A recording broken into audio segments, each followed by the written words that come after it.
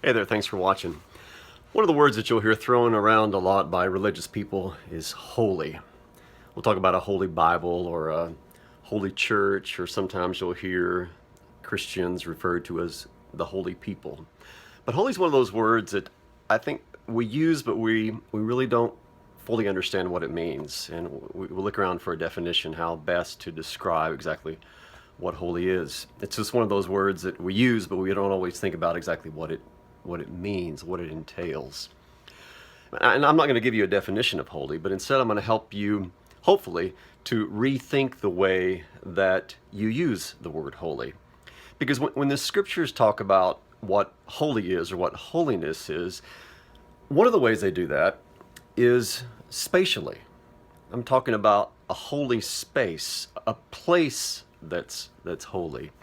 And the best way that we can learn about holiness in terms of space, spatial holiness, is in Leviticus. Not exactly the book that most of us would turn to learn about holiness and sanctification and things revolving around sanctity, but it's in Leviticus, really, the third book of the Bible, that we learn the most about holy living and what it means to be a holy people and what it means for things and places and persons to be holy.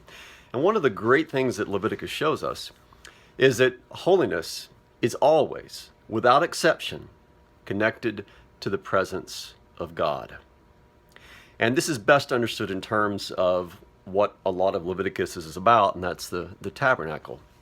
So if you want to kind of imagine a series of concentric circles, these ever expanding circles coming from one center, like if you throw a rock in a pond and these ripples that come out from it. Well, the farthest is the Holy Land, kind of the borders of the land of Israel. So it's a holy land. But as you get closer to Jerusalem, you come closer to an extra holiness, holiness that is even stronger holiness. And then as you get to the very center of Jerusalem, you get to where the temple is. And the temple is that holy building where God is. But even in the temple, there's these layers or degrees of holiness. So when you step inside the temple itself, you're in the holy place. And then finally, inside the holy place is the holiest place in the world. And that is the Holy of Holies, or the most holy place.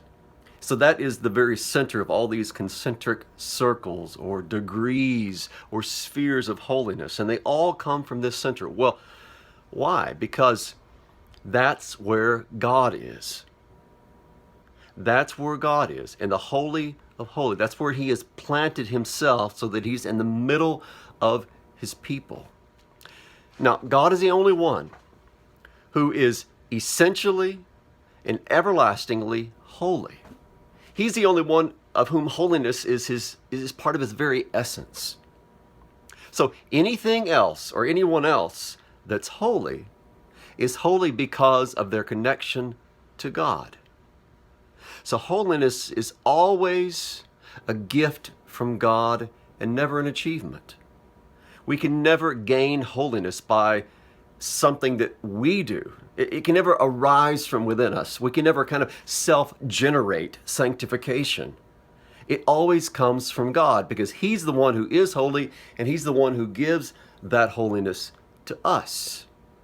Now, getting back to Leviticus, where you have the tabernacle and you have the holy place and the most holy place where God is, what this shows us is that for anything to be holy, it has to be connected to the Holy One.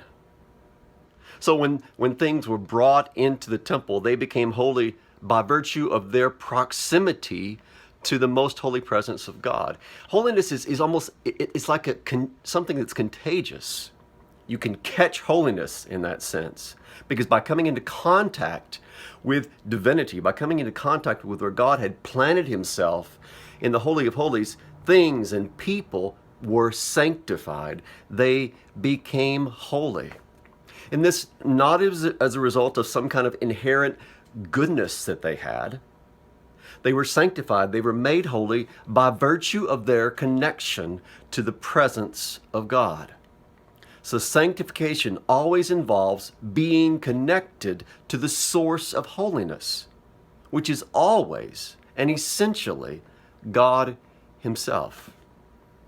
Now, what does this mean for us? If we talk about the life of a believer, we sometimes call it the life of sanctification.